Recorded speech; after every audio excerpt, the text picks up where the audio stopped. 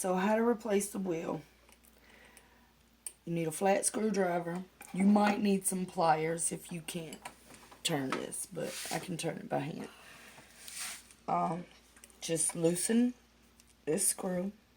You don't have to take it all the way out.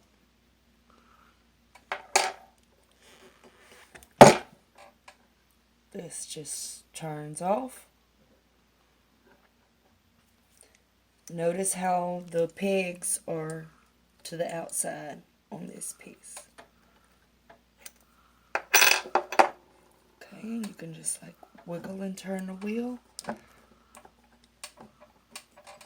and it should come right off. Put it back on, the same thing. Just like wiggle and turn it till it's flush.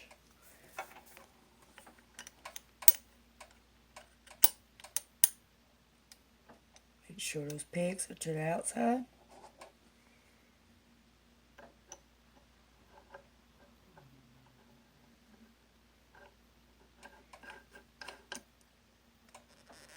Screw it on.